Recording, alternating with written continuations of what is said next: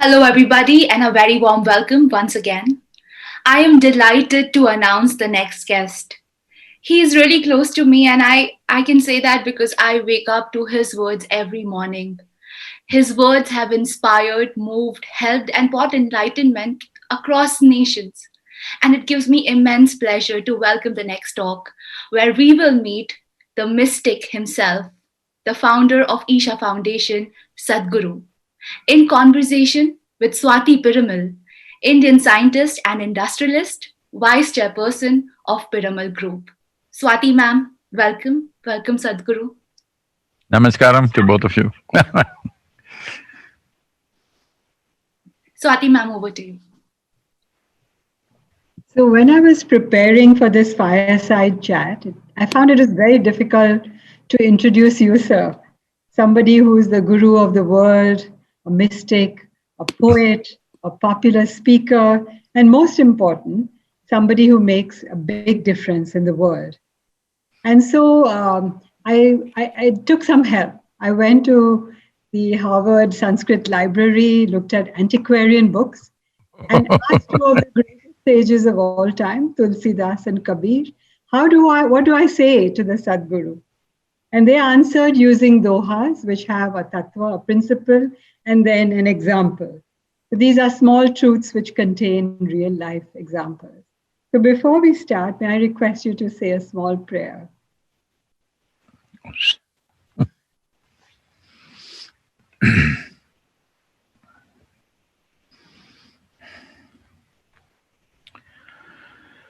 Kalo na janati tava jananam. Kalo na janati tava samapanam. Drushto maya tava mahakaraha Yogeshwara Kala Kala Yogeshwara Kala Kala.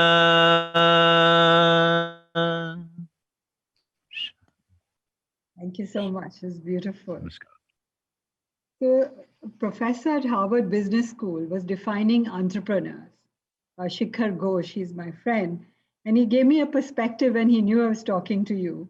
He said the definition that Harvard Business School follows is being modified. It keeps changing. The current version is it has two aspects. One, it has to be novel, and second, it has to be low in resources. So this is this is something very exceptional. Kabir, the poet, said that it's like the sesame seed contains the oil. There is fire in the flintstone. Your temple has a mighty force. Realize it if you can.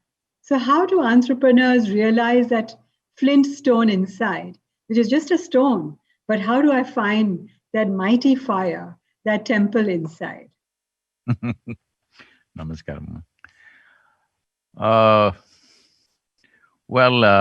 An entrepreneur means should not be a person who's just looking for livelihood. Yes, that also is taken care of, but the important thing is if you were an entrepreneur, if you were here 500 years ago, you would have probably been an explorer of some kind. Now that this planet has been fully explored, the only thing left is space. So if you want to do some adventure, you have to do a venture. Otherwise, there's not much adventure left. So a venture is a borderline of adventure.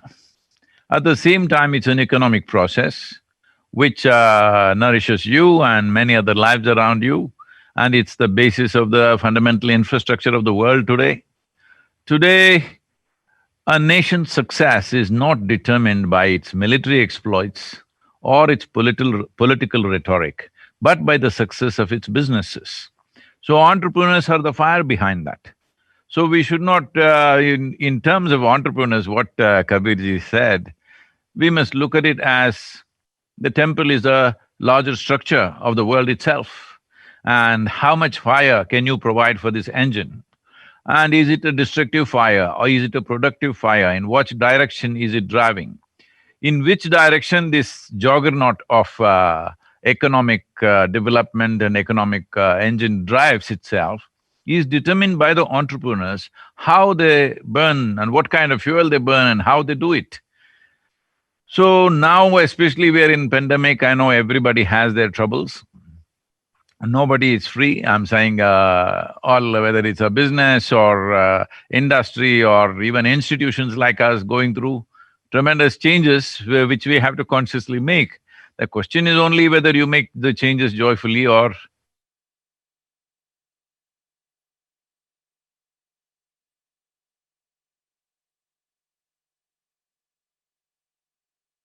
vaccine get us back to the normal. See, the normal that we had created, knowingly or unknowingly, was driving us towards a destructive process on the planet.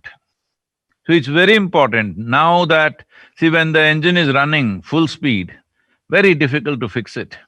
Now the engine has slowed down for whatever reasons, this is the time to fix it. This is the way to ensure that our sense of enterprise will become a productive process, not just for us, not just for this generation, but for future generations to come.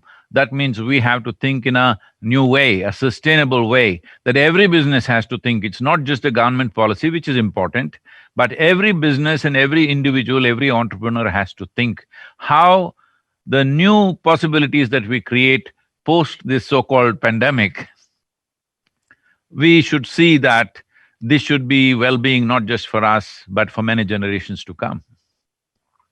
So I'm a public health specialist. That's my field of study. When I was reading this poem by Tulsidas in the Ramcharitramanas, he said, "The rush of flood waters in the Ganges uproots stately trees in the plain. Swans flee and lotuses are washed away. Cranes remain and build again." So how can we be like cranes in the post-COVID world? We are stately, we have to find our roots again and then rebuild the world, renew, revitalize, renew the world. What kind of mindset do we need for that? See, an enterprise is not about just transactions. An enterprise is about creating something. What you create must be relevant for the situations in which we exist. If we do not create something that's relevant for the situations in which we exist, then it's an irrelevant enterprise, it's a pompous enterprise. So, definitely, one thing that enterprise does not allow is pomposity. That pompousness comes from success of the previous generations.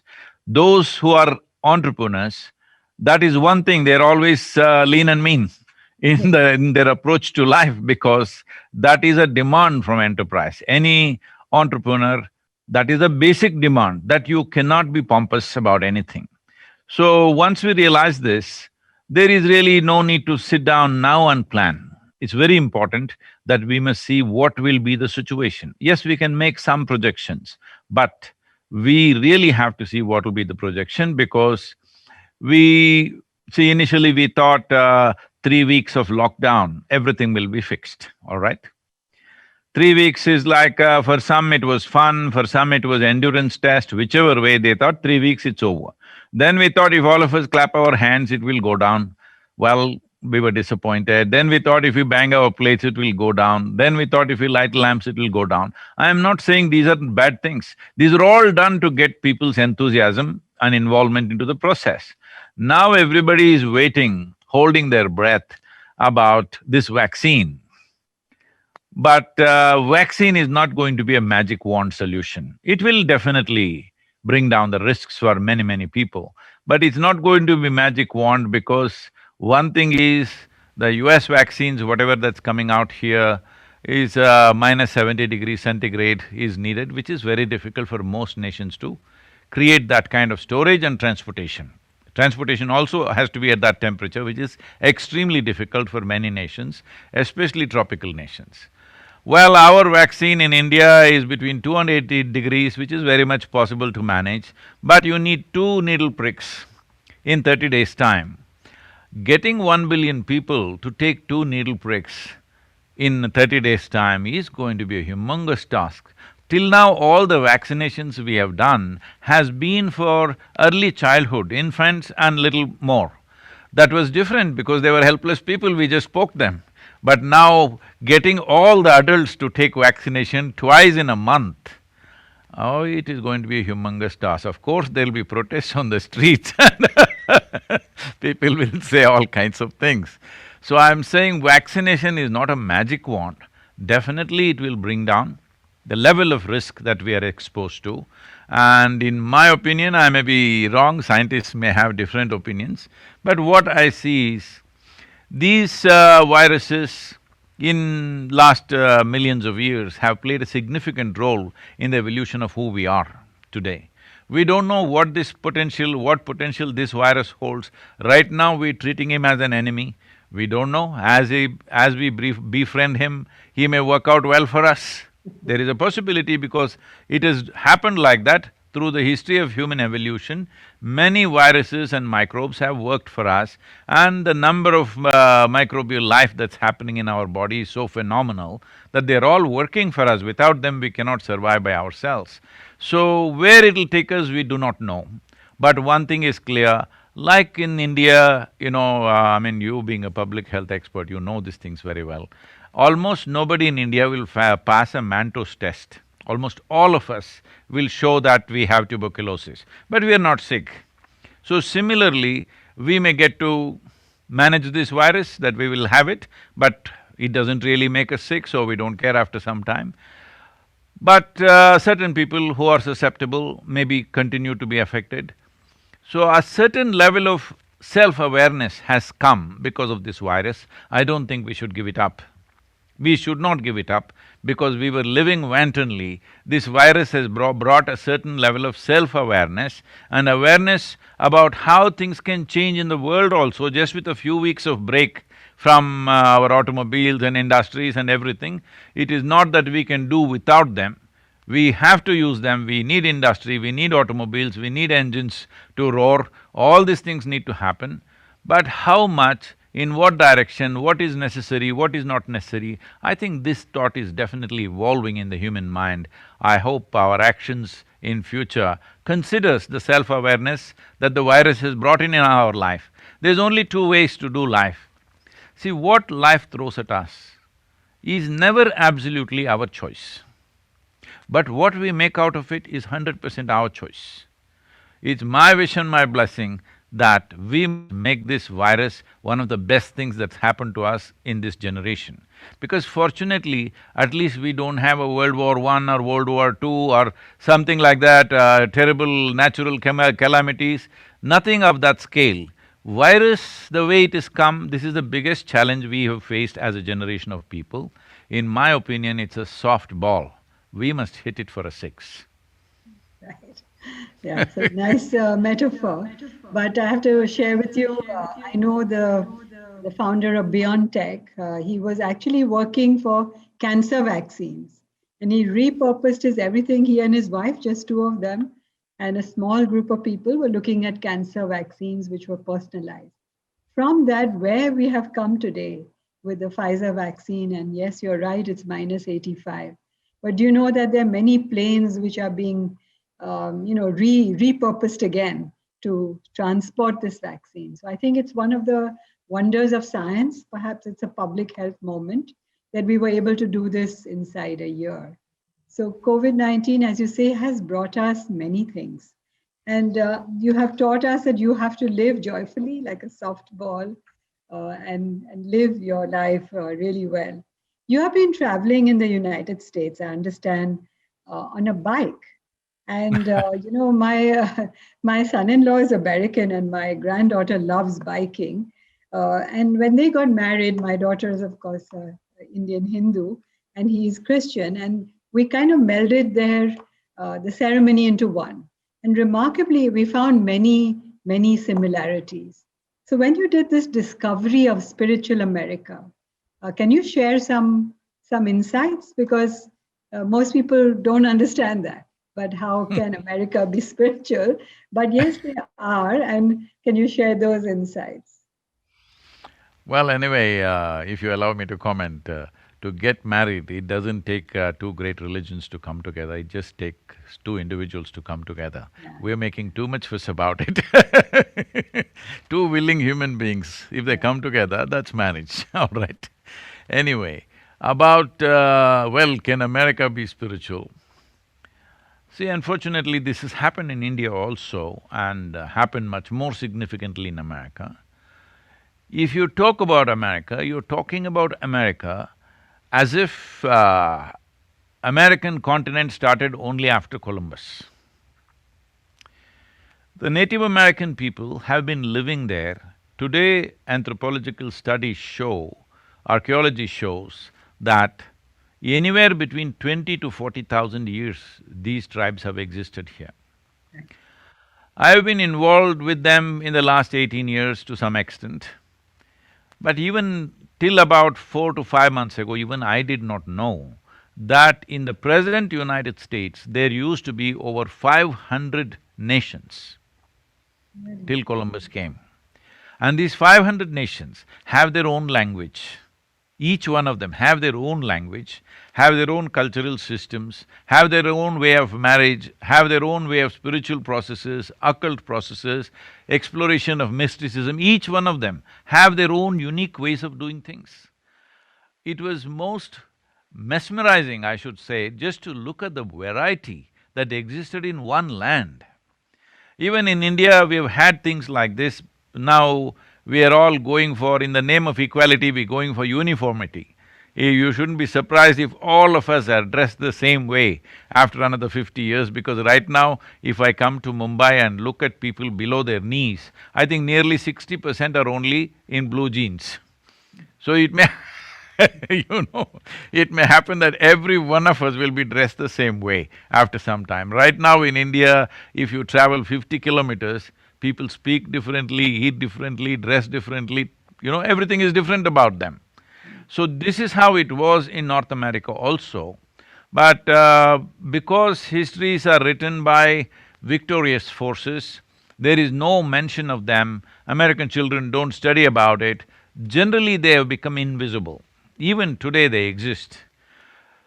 Well, the whole tragedy of what happened, I don't want to go into the gory details of it, because I established this center at the head of what is called as Trail of Tears of the Cherokee Nation, because I was about 18 years ago, I was so deeply touched, profoundly moved by a certain incident that I faced there. This whole history that has happened in the last 300, 400 years has completely obliterated the rest, because history is written in a certain way. Without taking into account the life of the Native American people, there is really no American history if you ask me. And anyway, Columbus did not discover America, nor was he the first man to land on North America. There were millions of people, 25 million people living in this North American continent when he came. But by early 20th century, there were just 270,000 people. So that is the tragedy that occurred in this period. So my thing was to make these people visible. They have become invisible.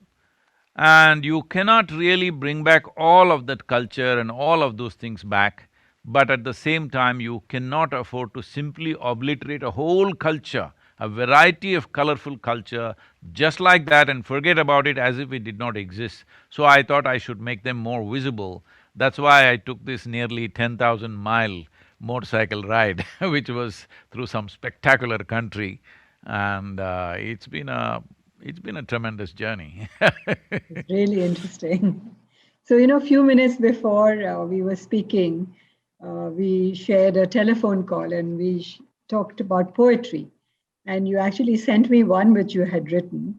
And I want to read that because I just was so excited with this beautiful metaphor. So you spoke. It's called Cake in a Glass Case. Someone loves you. Love is in the air. God is love. Unless love sprouts in your heart, are all like cake in a glass case. It can make your mouth water, but it won't nourish you. Sadhguru. So I actually had a glass case with a cake. To Now show you're doing a you. bad thing for all who are watching this. Ah, they can't taste the It's cake. delicious, but you can't touch it. So please explain what you meant by this, saying a cake in a I, glass case, but giving the metaphor of love. uh, I think this is very relevant for these times because right now, see, all of us are virtual. We are talking, but we are not together. Yeah. It's an advantage and a disadvantage in many ways. It's a tremendous advantage, the technology. At the same time, you are in the same room and talking to the whole world all the time, Right. which is a huge loss. So, see, we are always thinking valuable things in human life. When I say valuable things, I'm not talking about gold and diamonds.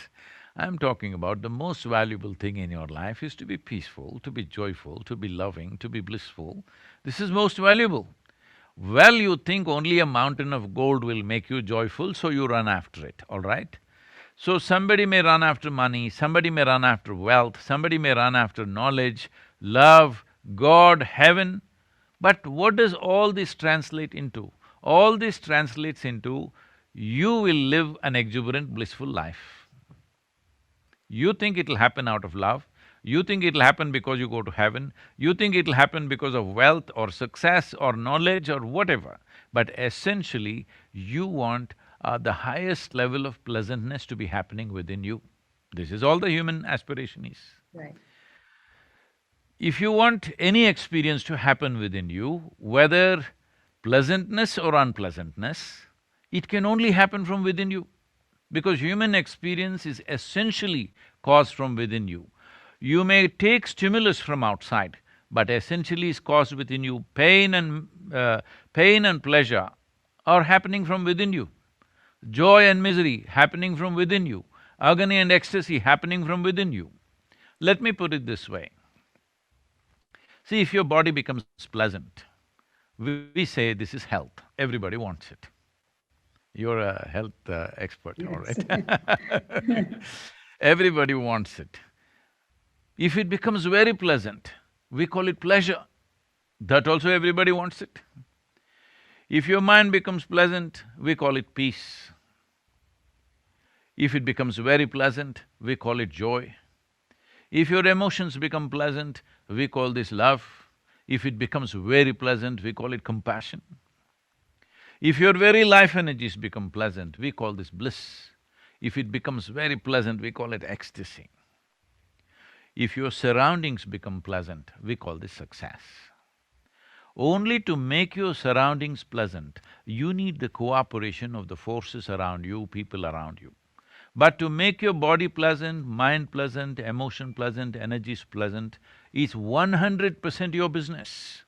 That's right. It is only because human beings have not taken this into their hands that what happens within me is absolutely my business and my responsibility.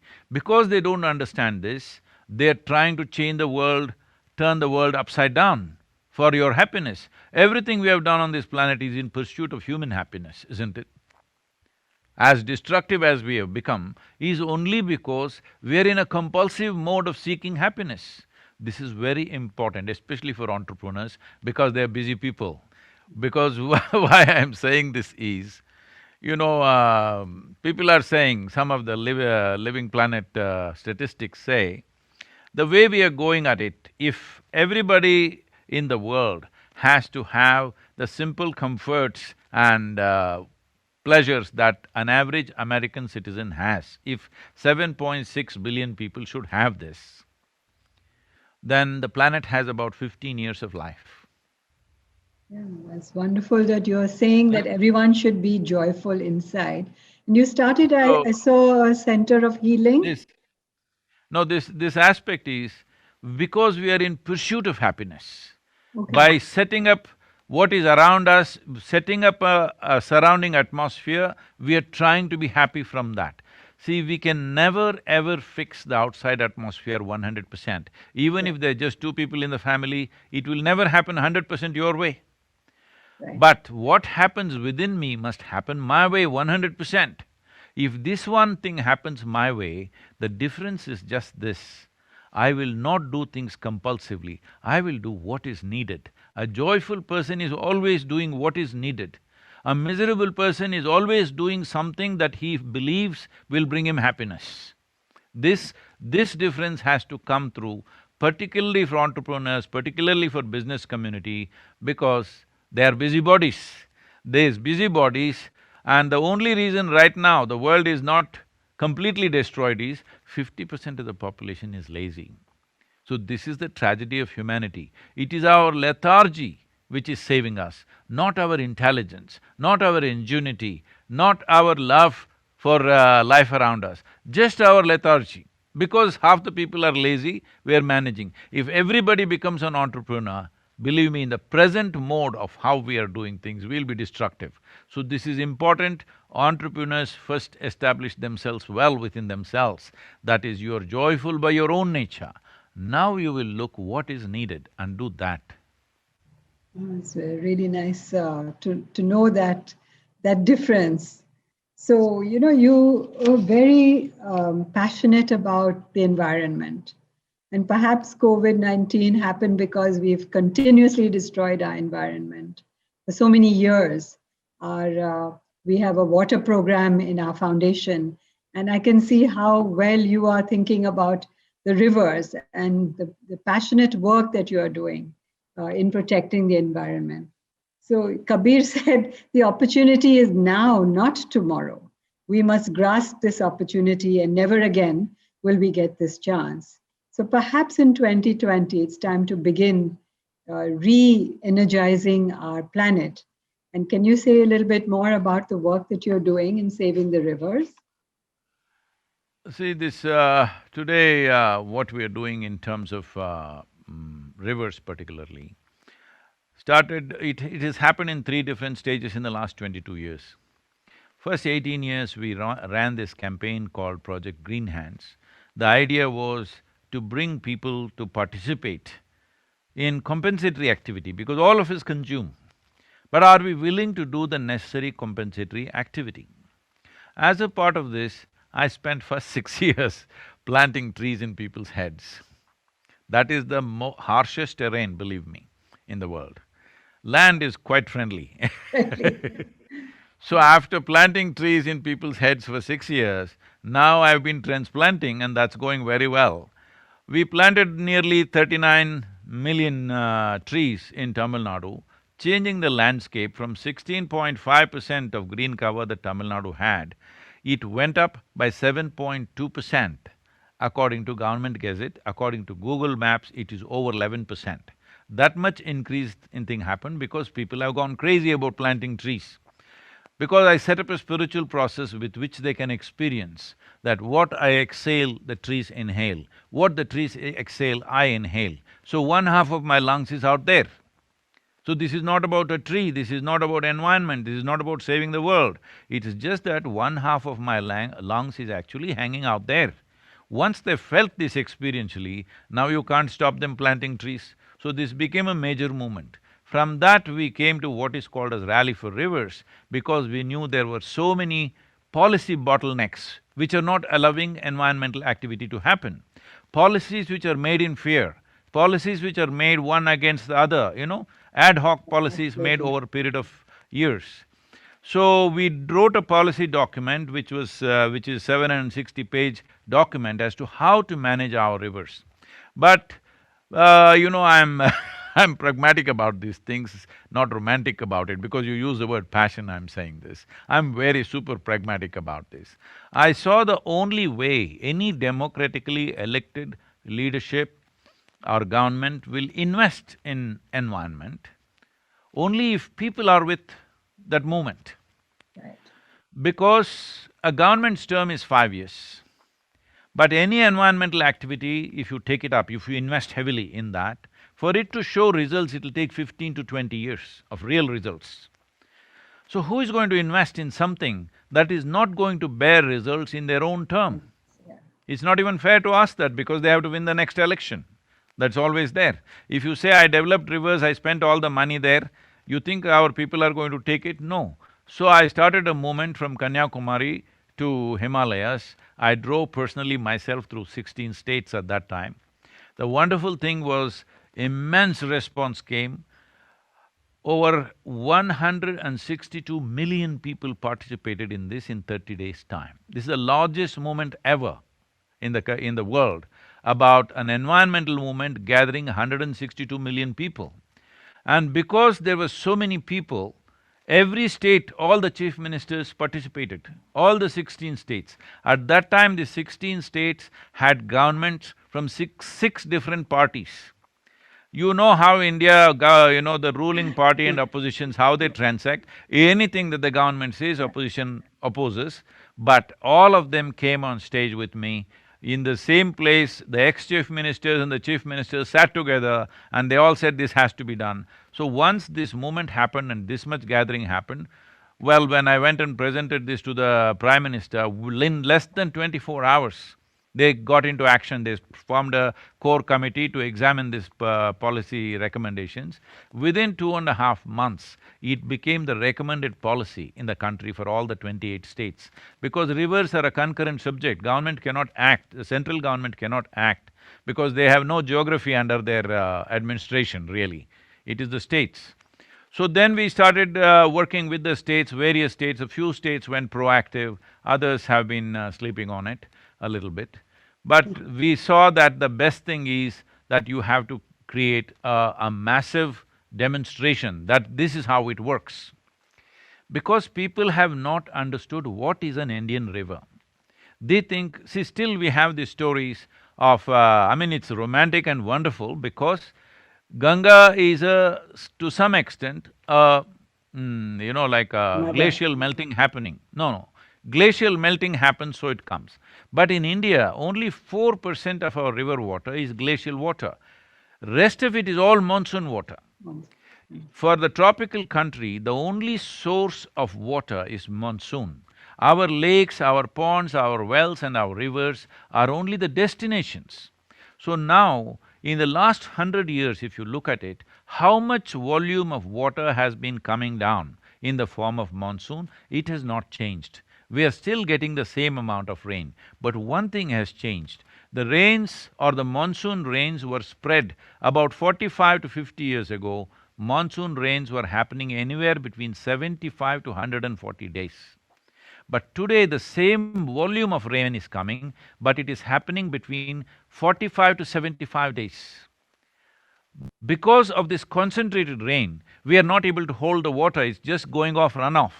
If we want to hold this water, the only way is there must be substantial vegetation on the land, because that is how tropical land is made. If there is no vegetation, you cannot hold the water. The water that should have trickled down into the earth is right now running on the surface. Being in Mumbai, I am not surprised if you also have a boat in your garage. Yes. Because you will need it when the monsoons come.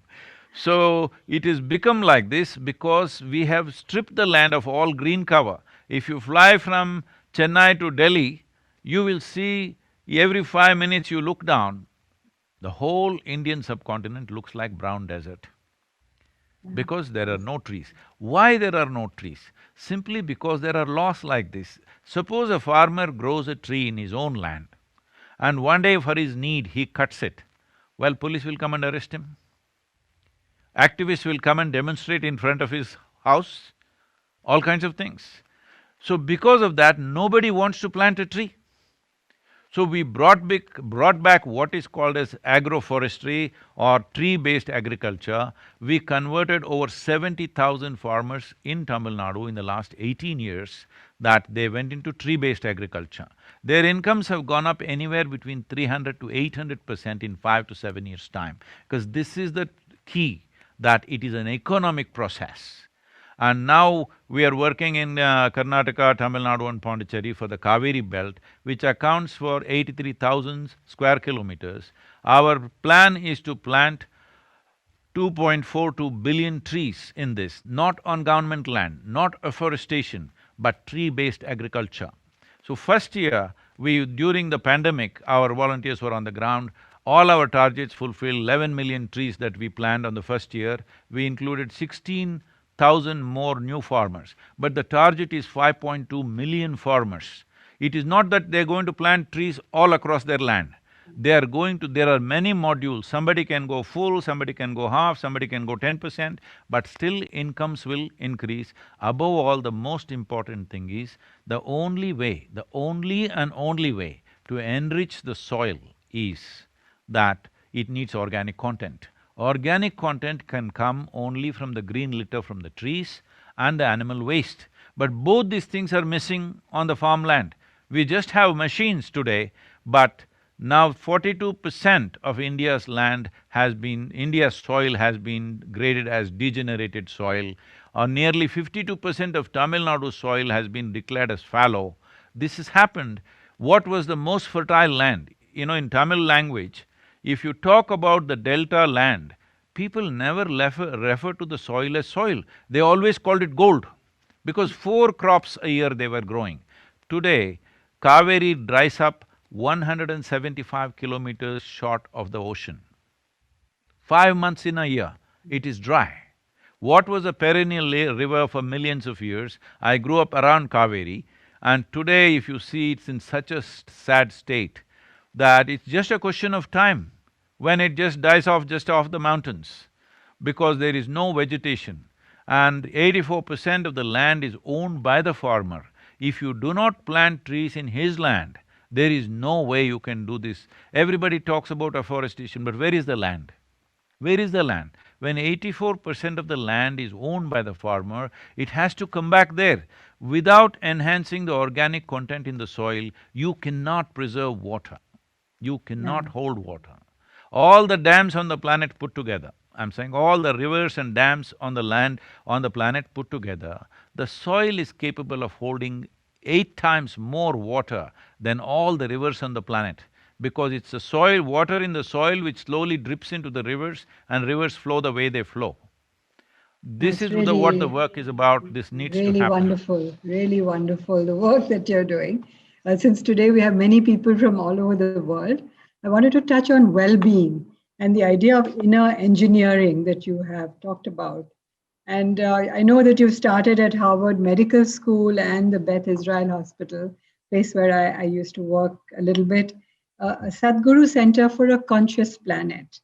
And this is a scientific approach to integrate medical and contemplative sciences to improve patient care.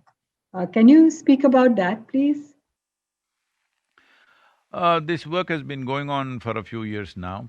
I was initially very what to say, resistant to these kind of scientific studies, because these scientific studies look at everything from a keyhole perspective. But as I get old, I'm getting wise, and I understand I understand Yeah. this is the only way it is going to go forward. You prove it in your life that it works, it's not good enough, you have to prove it in the lab, otherwise it's still not true. So now in the last few years, I've given okay in the last 7, 8 years that it's all right to allow ourselves to be little bit of lab rats and let's see what happens. But the results that have come out have been phenomenal. One thing is, people who have been through these inner engineering practices for 90 days, they have been studied at different times, at different groups of people, some of them are very large segments of people. What they have found is, the BDNF factor is 300% more in people who are doing this simple practice of inner engineering. And the endocannabinoids are almost up by 70%. That means being blissful and managing your moods, and these are the chemicals which manage the moods within the human being. So whether right now you're feeling exuberant or you're feeling depressed is not just decided by your bank balance or your family life, all these things assist, but the real thing is the chemistry that's happening within you. As I keep repeatedly saying, see, the greatest chemical factory, the most sophisticated chemical factory on the planet is human mechanism. We have not come to this place just like that. It has taken 1,000,000 years of evolution of nature's work to get us to this place to be the most sophisticated chemistry on the planet. Of all the creatures, this is the most complex one. Sure. Now, the question is only, when you have such a complex chemical factory, The question is only, are you a great CEO or a lousy CEO? That's all it is. So inner engineering is about understanding the inner mechanics of how this functions. Because human experience unfortunately has always been, outsourced to heaven. If you say… because if you say peace, people say divine peace. If you say love, people say God is love. Then what the hell is you? These are all simple human emotions and experiences which have been exported to heaven or exported to philosophical ideologies, all kinds of things. You don't need a philosophy, you don't need an ideology, you don't need a heaven to be joyful. Is that okay? Yeah. Yes, of course you can. Travel or lockdown? Travel. I travel on a motorcycle so that I am always in social distances managed very well. See, I went through 20 states in United States, not one person from our team got infected. It's fantastic. Lord Ram or Lord Krishna? Krishna, of course. Meditation or community work? Well, I think people think these two things are separate. They are not. Because if you are meditative, there is a sense of union. I don't see anybody as community, I see them as myself. Meditation is about me, community is also about me, nation is about me, and the world is about me. So I am only working for life that I am. Reading or biking? Oh, biking, motorcycling. Biking means I'll have to pedal, don't get me into that mess now. Okay, so the Ducati bicycle. Okay. India or United States? Oh, one half in India, one half in United States. Both. Patriotism or universal oneness? See, universal oneness as a goal, as an ideal, but a country for me is not a political establishment. For me, a nation is the largest number of people you can address as a group. So, a nation is important because right now we are still not in that level of equanimous economic development that you can simply wipe out the borders of the nations and all of us can embrace each other. That is just a fanciful dream right now. So nation is a stepping stone for universal oneness.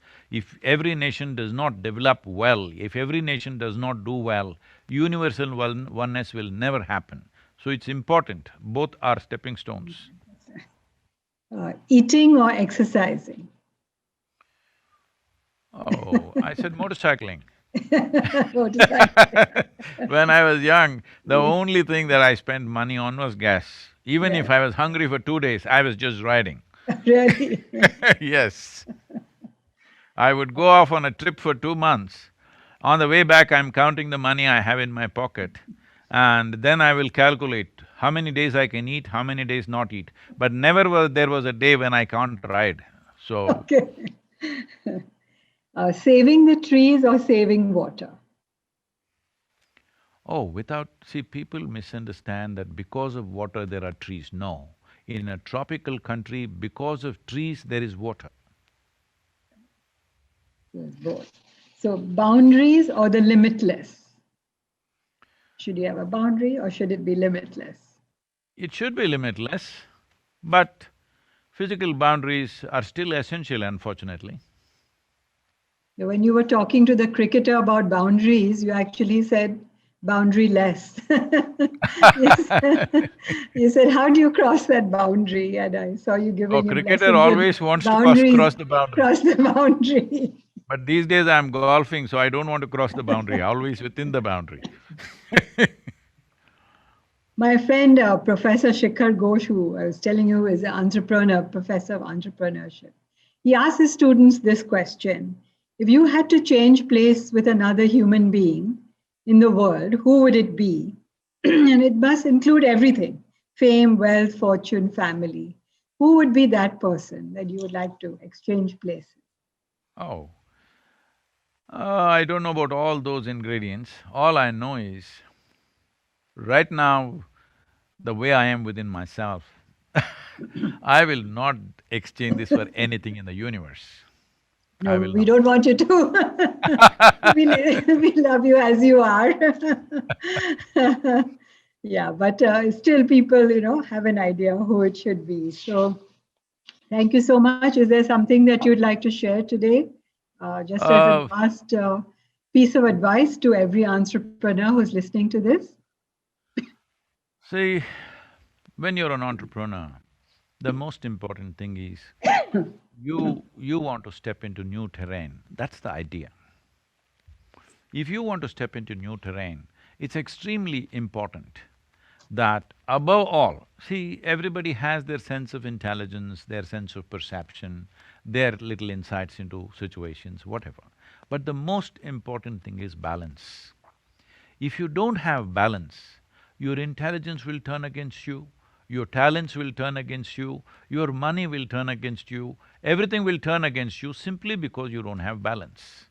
So this is most important if you want to be an entrepreneur, that you're not somebody who's interested in just earning a living and paying your bills. You want to do something new. That means you want to be always in unfamiliar terrain. You're consciously choosing that. So for this, you Okay, need now, balance. That you being peaceful and joyful is not dependent on anything from outside of you. You're peaceful and joyful. Now you can adventure as much as you want. Some things will work, some things will not work, that's not the point. The point is, if you have the fear of suffering within you, suppose this doesn't work, what will happen to me? If this fear is there, your life will become half steps, never full strides. If you want to walk full stride, which is what an entrepreneur should do, for his own well-being and for everybody's well-being, the most important thing is that you are peaceful and joyful by your own nature, not because of something else. So because once you're stepping into unfamiliar terrain, anything can happen. A dragon can come up, I'm sorry, I'm not trying to saying anything in that. A dinosaur can come up and eat you up, possible, but you are wanting to get into unfamiliar terrain. You are not somebody who's looking for the familiar, you're looking for the unfamiliar. For this, you need a stout heart and a balanced mind. It's very, very, very important. Without this, you cannot. As a part of this, I would invite all of you to take these steps to inner engineer yourself, to engineer yourself in such a way, you're fit to be an entrepreneur. You're fit to be in new terrains all the time without being freaked out by what's happening or what is not happening. That if you have that kind of a mindset, you must take up a government job. Nothing happens, nothing endangers you, See, if you remove the possibilities, there are no problems in life. That's all we need to understand. You want to explore the possibilities, there are many problems, all right? These are not really problems, they're just situations. You are labeling them as problems. This pandemic is a situation. All it is asking out of you is a conscious, responsible behavior. How difficult are you finding it? Hello? That's all it's asking out of you, nothing else.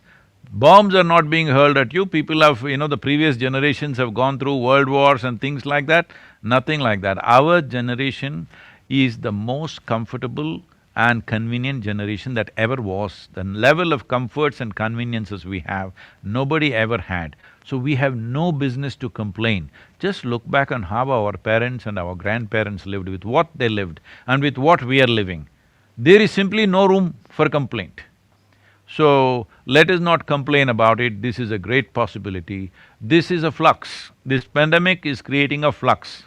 Otherwise, if there is a status quo for too long, those who are at the top will remain at the top forever, those who are at the bottom will remain at the bottom forever. A flux is needed in a society for all enterprising people to come up. So this is a flux. So make use of this flux and let more and more people come up, because this success of entrepreneurship is necessary for a society, for a nation and the world as a whole. Let our enterprise not be destructive, let us look at ways that our enterprise is a solution for the world, because in the future, it is the businesses which have to provide solutions, not the governments. That's where we are going and that's where we want to go. It's the businesses which will create and craft solutions for society and the world. Today, businesses are into space exploration, all right? Whoever thought that a business will go to moon, all right? But that such a thing is happening, so we must understand the business is not just about making money, business is about crafting solutions for the entire humanity, but we may operate locally in our own little ways, but that is fine. So I invite all of you to be a part of this movement for a conscious planet, because that is what is needed for successful entrepreneurship. And Swati, you must come and visit us Yeah, at the yoga center. of course, Bharat. Thank you so much. Namaskaram. Thank you for this wonderful talk. It's been an honor and pleasure. And I will Namaste. hand it over back to the TAI group. Yeah. Sadhguru, I am Sridhar. I'm the chair of the summit. I have one Namaste. question for you. Please tell me. You talked about joyfulness for the entrepreneurs. How do they spread this to their companies, to all the employees? Is it possible for an organization, while it is under tremendous pressure of the numbers, etc., to become totally joyful? See, again the question is the same thing. If I can't fix the world, can I be joyful? That's all you're asking. I'm telling you, no matter what you do, how successful you become, how strong you are, how brilliant you are, how capable you will never fix the world 100% the way you want it. I'm saying even your family will not happen 100% the way you want it. Yes or no? Is that a fact? Absolutely, So yes. if you know this fact, you must understand that you should not look your inner… I mean, you should not link your inner experience to external situations. As I said, to create the well-being and pleasantness of body, mind, emotion and energy, it is 100% your business. To create situations around you, for this you need people's cooperation. Right now you're talking about making the company joyful. Company will not become joyful. People can become joyful because it's a huge… joy is a human experience. Your company will be joyful and laughing, no, such a thing will never happen. No, I meant employees being joyful. I know that that's what you meant. But I'm saying if people have to become joyful by themselves, it is individual. So I would say, if you want, we will offer inner engineering programs for everyone in the company. In the company. Yes. Many, Yeah. many companies have done this. Many major companies in the world, the top leadership has gone through. In many companies right across the management spectrum, they've gone through. In engineering programs, governments have gone through, okay? State governments have gone through, and it's made a big difference. Right now, we are also working with all the IAS officers. It's part of the official DOPT program that the leadership in the administrative services goes through in engineering program, because this is important. Inner balance and inner well-being is most important if you want the best in you to unfold. If you want your ingenuity and genius to unfold, it's very important you're in a pleasant state of experience. When you are in a crisis, you're in a crisis situation. In a crisis situation, a balanced human being is of utmost value, isn't it? He is the Absolutely. utmost value. Absolutely, But yeah. if you yourself are a crisis, then what to do? So we will face many issues in the world, and it's good. If you are hitting a roadblock every day, this means what? You are going into new terrain every day, that's a good thing. But you should never be an issue. In any given situation, I am not the issue. This much if you ensure, issues we will handle to the best of our capabilities. So, you must make this happen for your industry.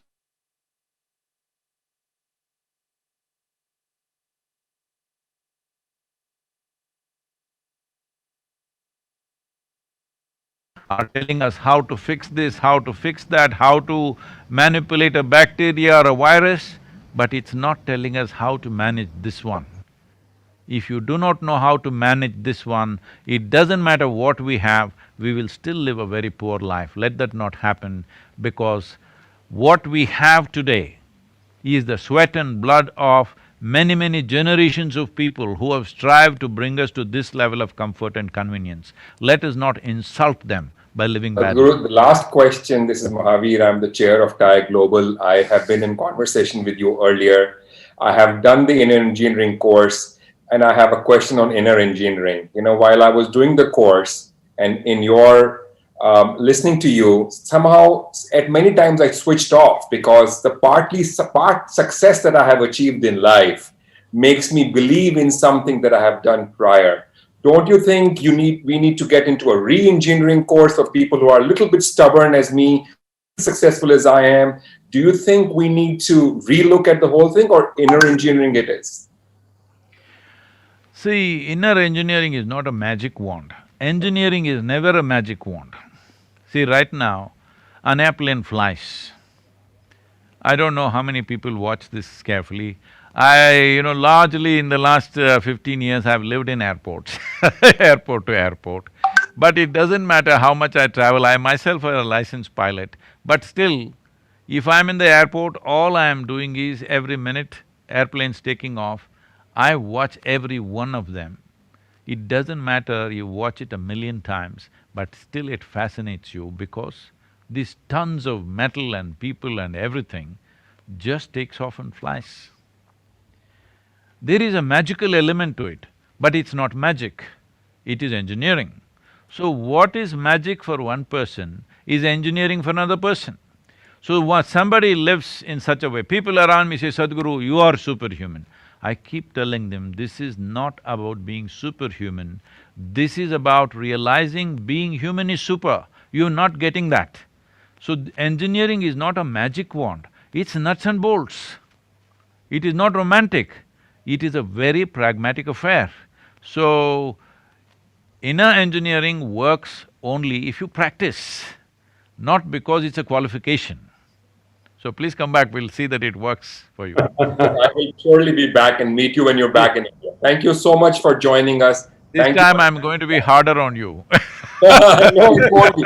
I love traveling. I'm not a pilot, but I've been to jungles like you have been. I'd be happy to come and visit you. I would love to come on a biking tour with you, Sadhguru, one day. I'm also a big passion for biking here. Thank you so much. Thank you so much.